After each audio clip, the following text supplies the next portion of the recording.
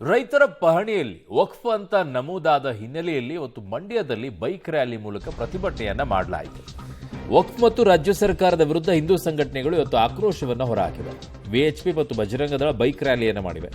ಕೊತ್ತತ್ತಿ ಗ್ರಾಮದ ಆಂಜನೇಯ ದೇಗುಲದಿಂದ ಡಿಸಿ ಕಚೇರಿಯವರೆಗೂ ಕೂಡ ಬೈಕ್ ರ್ಯಾಲಿಯನ್ನು ಮಾಡಿದ್ದಾರೆ. ದೇವಸ್ಥಾನ, ಶಾಲೆ, ರೈತರ ಜಮೀನುಗಳನ್ನು ವಕ್ಫ್ ತಮ್ಮ ಹೆಸರಿಗೆ ಮಾಡಿಕೊಳ್ತಾ ಇದೆ. ವಕ್ಫ್ ಬೋರ್ಡ್ ಅನ್ನ ವಜಾಗೊಳಿಸಬೇಕು ಅಂತ ಆಗ್ರಹಿಸಿ ಈ ಬೈಕ್ ರ್ಯಾಲಿಯನ್ನ ಮಾಡಿರೋದು ಮಂಡ್ಯದಲ್ಲಿ. ವಿಎಚ್ಪಿ ಹಾಗೂ ಬಜರಂಗ ದಳ ಬೈಕ್ ರ್ಯಾಲಿಯನ್ನ ಮಾಡಿರುವಂಥದ್ದು. ಹಿಂದೂ ಸಂಘಟನೆಗಳು ಇದರಲ್ಲಿ ಜೊತೆಯಾಗಿ ನಿಂತ್ಕೊಂಡಿವೆ.